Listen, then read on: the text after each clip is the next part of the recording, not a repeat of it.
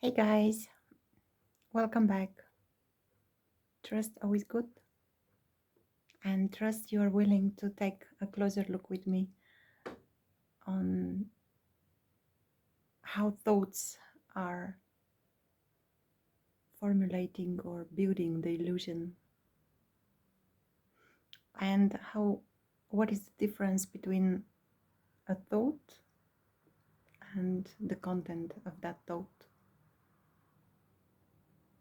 I keep receiving feedback from you guys with so many questions regarding thoughts and how to distinguish between a thought, the fact that there is a thought, and the content of that thought. And I would like to invite you again for a simple exercise. Usually the mind, the thought energy complicates things, complicates life, complicates reality. It puts label on reality. Reality is very simple. Probably you've heard that many times, and maybe you already experienced that in fact it is very simple, utterly simple.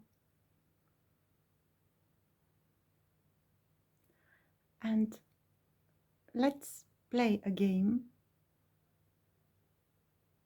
and see that in our own experience. So for the purpose of this exercise, your goal would be to explain or to explain to a 5-year-old child that his or her imaginary friend is not real. Let's imagine, for the sake of the exercise, that a kid comes to you. It will be awesome if you have kids and this is really happening or happened. But if not, it can be a kid of a friend or a relative. So imagine that this kid comes to you and says, I have a friend. He's here. He or she's here 24/7 all the time. I play with that friend. I listen to their stories and I tell them my stories, and we have such a beautiful friendship.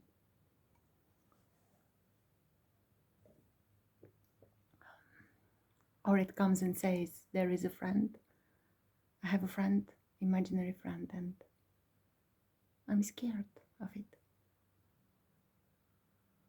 So how would you explain to those kids that the imaginary friend is not real, never was at the first place? This task may seem difficult or impossible or complicated, but actually it's not. It's very simple. You shouldn't use any spiritual words, any philosophical conclusions. You shouldn't suggest anything like that. It must be very, very simple, so simple that 5-year-old kid can understand, can feel and see. So what kind of questions you would ask that kid? You don't have to convince the kid. You have to invite the kid to check. So what kind of questions you would ask?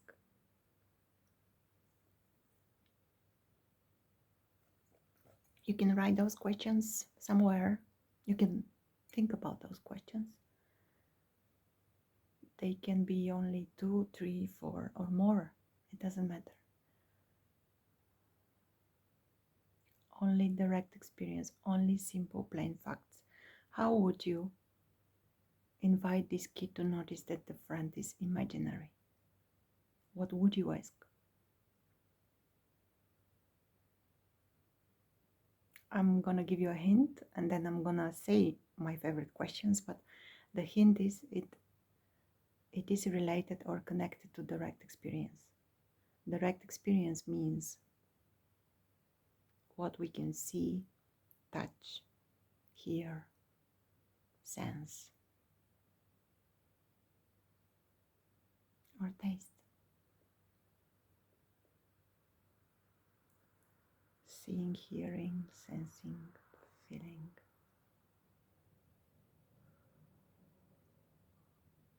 So what would you ask? Don't try with the mind. It's more than simple. My favorite questions are: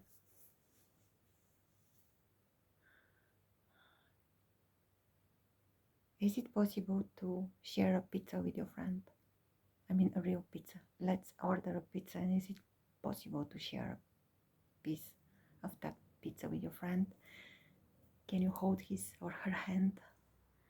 Can you touch it or hug it the way I hug you now?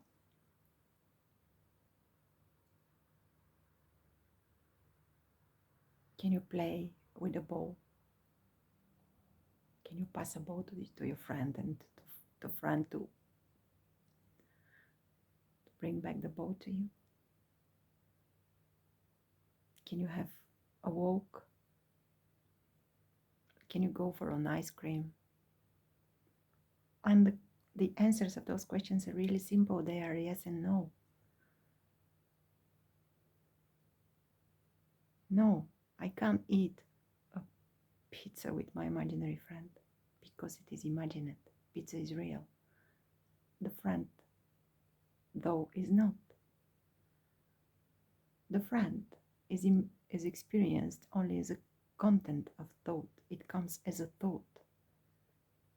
Just like I, me, self, lives only in the realm of thought, only in the content of thought.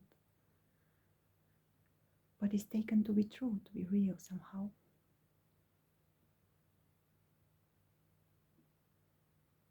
So play with these questions or play with other questions.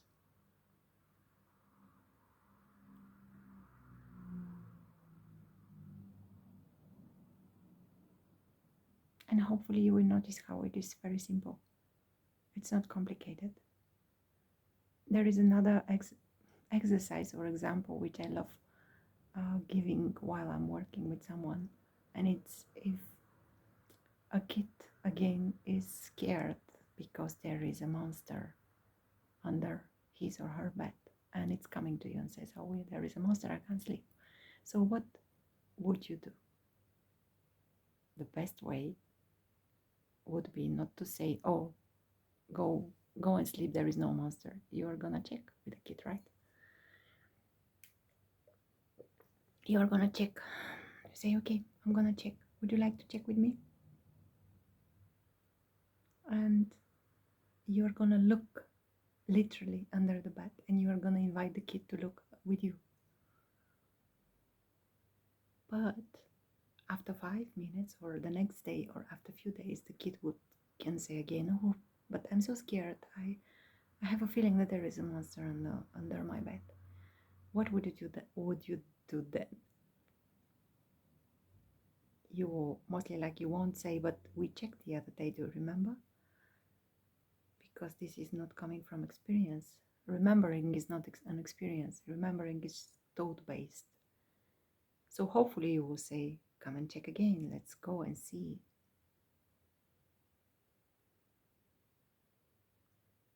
With the seeing through the illusion of the self is exactly the same. It doesn't matter how many times we see through that. If there is a feeling that I am here, that the self has back, or there is identification, we don't have to remember what was the experience the day before or the week before or a year ago.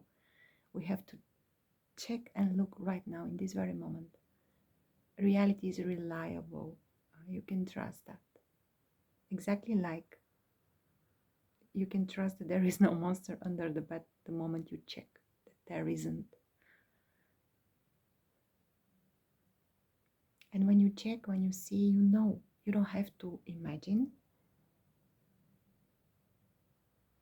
You don't have to fantasize. You don't have to rely on memory.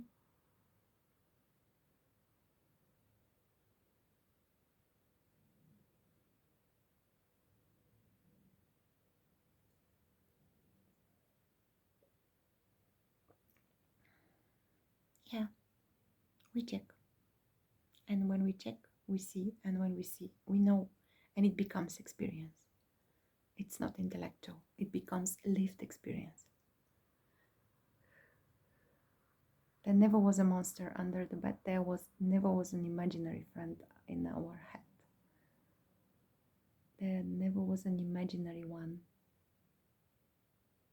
The one which was seemingly lived there was imagined from the first moment.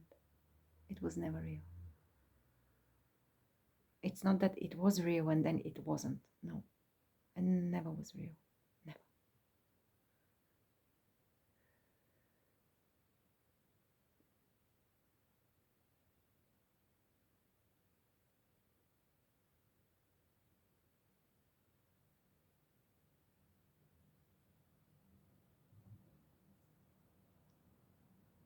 Yeah, reflect.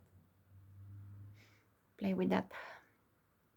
You can invent or figure it out with so many questions.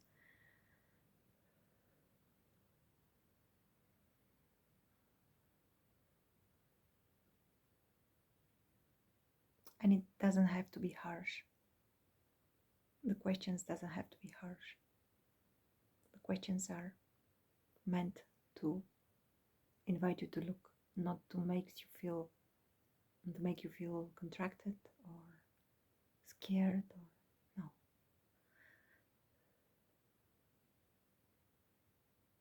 So this is what we are doing when we are having exploration on the nature of self. We're just looking to see, where is this self? Where is this one who is supposedly living this life here? Who is supposedly thinking thoughts? Who is supposedly making choices? Where is this one?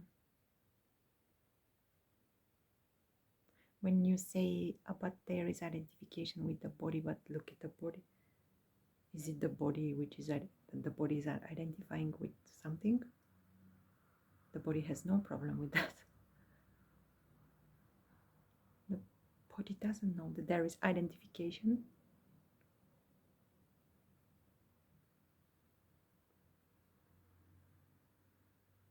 Yeah, the truth is simple.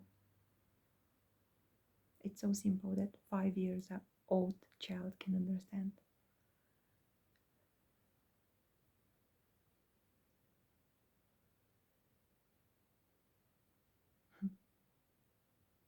Much love, guys. See you soon.